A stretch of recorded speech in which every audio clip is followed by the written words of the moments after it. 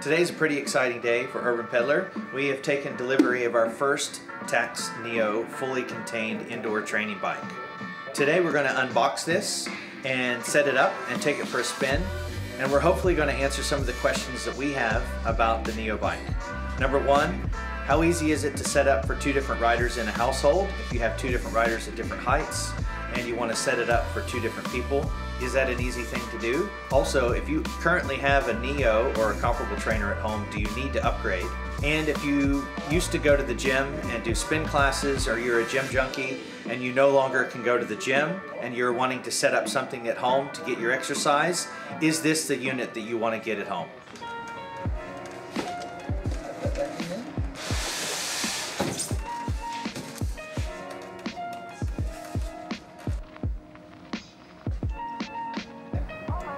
Well, it certainly looks like there's a little assembly required.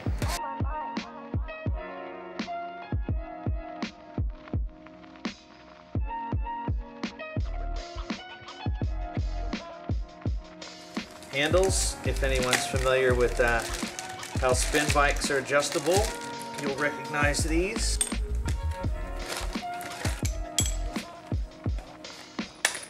And there we go.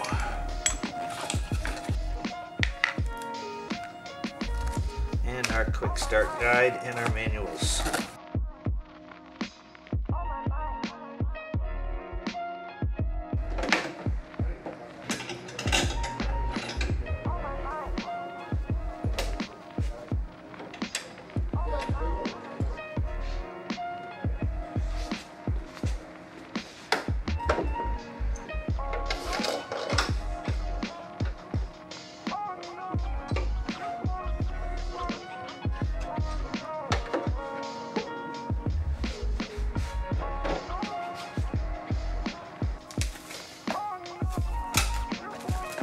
Nice accessory bag,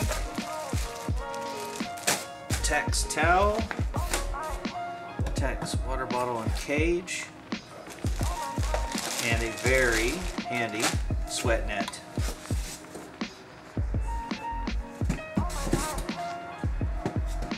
One of the things that I've noticed, this does not come with pedals. I imagine it's up to the rider to choose the pedals that they're going to be using on the trainer. And we've got these little inserts which allow us to adjust the crank length, which is a really handy little feature.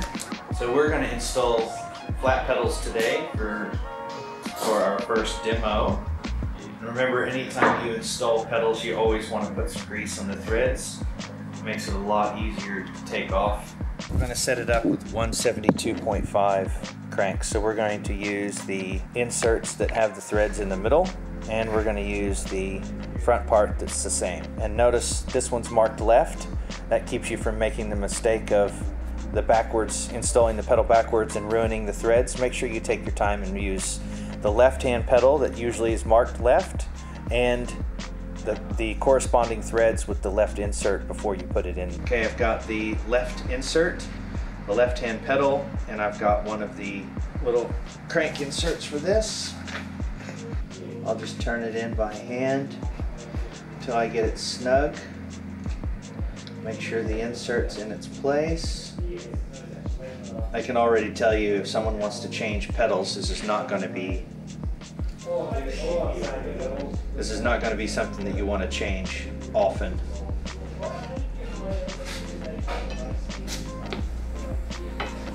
And again, that left-hand crank has left-hand threads. Finish tightening this right-hand pedal with right-hand threads, nice and snug, not too tight. Okay, so next is the saddle. So when installing the saddle, it comes with a grub screw here that put this little plate in the top, and when you lock it in, it locks the saddle in place. So now that doesn't move.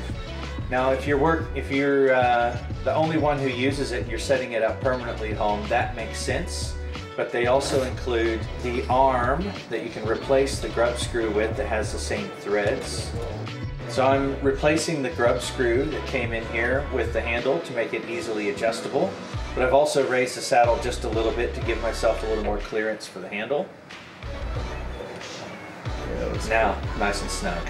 Since we're going to be demoing this in the store, and we'll probably have a couple people try it, I'm going to replace the grub screw on the seat height with an adjustable handle as well. Of course, a little grease on the threads. I need to really snug it up if I need to. That saddle's not going anywhere. Now for the handlebars.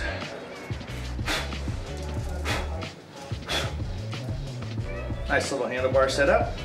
Looks like that slides on very similar to the saddle rail system. And it's going to need a plug on the top. Now that's not going to move back and forth, so the grub screw needs to be loosened. Now, just like with the saddle, in order to leave this really adjustable for multiple riders, we're going to want to pull the grub screw all the way out and replace it with the adjustable handle.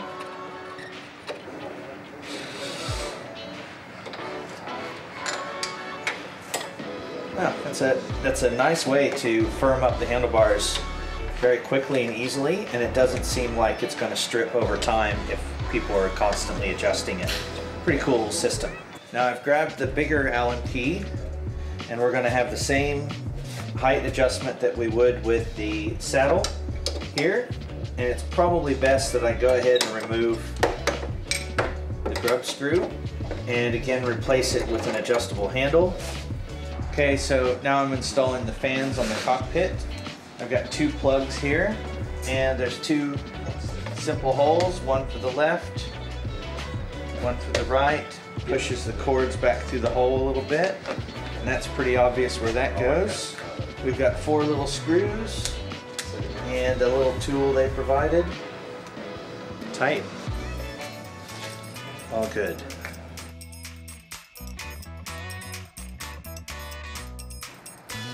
So we've just installed the power cord. We've installed a water bottle cage. Put the bottle in here. I have a little moisture protector. You want to sit your smartphone or anything else that you've got in here. Also at the front end here, there's an area for a tablet, a little groove that a tablet can sit in, and this handy little adapter that basically is spring loads up at the top and helps keep the iPad in if you want a bigger screen. It does come with a nice little 4.5-inch screen here, which we'll be testing here in the first couple rides.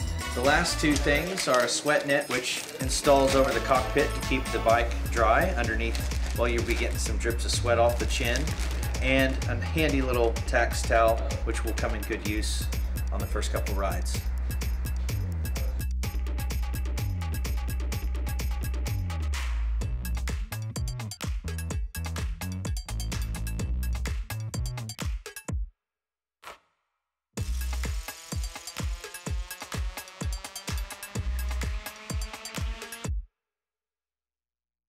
Here we are with the finished product. Overall, this build took about 30 minutes and everything went together pretty easily. It was self-explanatory. There's not a lot of small parts. I didn't have any extra pieces left over when I was done, and we're excited to take it for a ride.